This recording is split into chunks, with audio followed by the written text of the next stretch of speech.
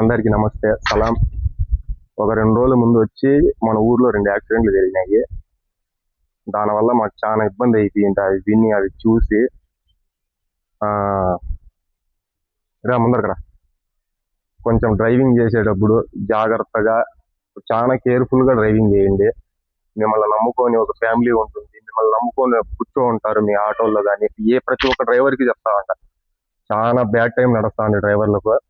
కొంచెం జాగ్రత్తగా ఉండండి. చెప్పు. అందరికీ నమస్కారం అండి. ప్రతి డ్రైవర్లకు తనకంటూ ఒక బాధ్యత, ఫ్యామిలీ, మనల్ని నమ్ముకోండి కస్టమర్లు, ప్యాసింజర్లు అందరూ ఒక డ్రైవర్ మీద ఆధారపడి ఎక్కింటారు. ఎందుకు? తన గమ్యం చేరేంత వరకు వాళ్ళకు ఏ టెన్షన్ రాకూడదు.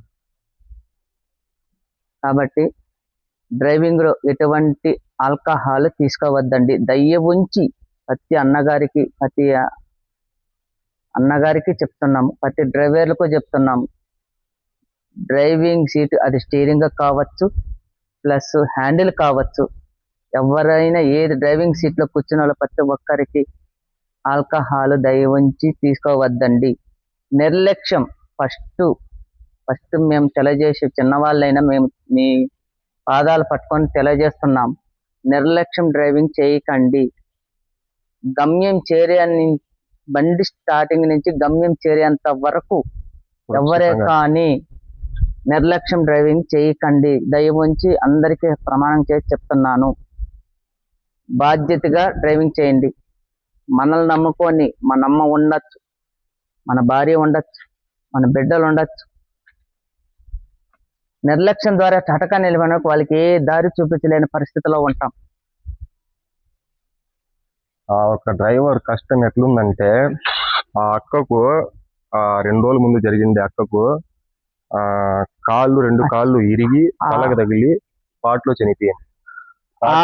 ఆ ఫ్యామిలీ తలుచుకుంటేనే ఆ అమ్మగారికి బిడ్డలో ఏ ఘోరణ తట్టుకుంటున్నారో, ఏ బాధలు పడుతున్నారో, ఆ బిడ్డల సంసారం వదిలి బయటికి తనకంటూ కష్టపడి మళ్ళీ ఇంటికి బిడ్డలు చూసి ఆశతో వెళ్ళేటప్పుడు ఆ దేవుడు అలా తీసుకెళ్లారు. అది చాలా ఘోరమైన పని. చిన్న మాండ్యం నుంచి మన సోమల ఇరుకుపెంట వరకు పనికి పోయినారు. తెల్లారుతో పనికి జరుగుతున్నది. తెల్లారుతో పనికి పోయి సాయంకాలం రిటర్న్ అవుతా అంటే వాళ్ళ ఇంట్లోకి వాళ్ళ 500 కూలి కోసం, ఎక్కడ చిన్న మాండ్యం ఎక్కడ సోమల, ఎంత దూరం వాళ్ళ 500 కోసం కూలి కోసం వచ్చి ఇక్కడ మన ఊర్లో ప్రాణాలు తీసుకున్నారు. ఎందుకు? చిన్న చిన్న పొరపాట్ల వల్ల మనకి ఎట్లా జరుగుతా అని మనం ఇట్లా పోయినా మనకి ఏదో ప్రమాదం జరుగుతా.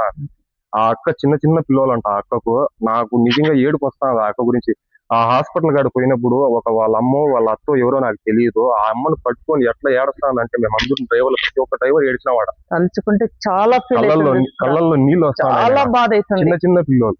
చిన్న పిల్లలు ఆ అక్కకు చాలా అంటే చాలా బాధ అవుతుందండి బ్రో. మీకు ఇంట్లో తండ్రి చచ్చిపోయినా కూడా తల్లి అనేది ఉండల్లా.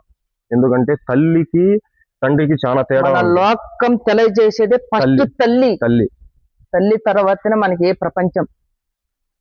ఆ తల్లే లేనిదే అసలు ఇదే లేదు. తండ్రి లేకపోయినా కూడా బతికేయచ్చు, తల్లి లేకుండా బతికేము. ఆ చిన్న పిల్లల పరిస్థితి ఆ దేవునికే తెలియాలా, ఆ అల్లాకే తెలియాలా.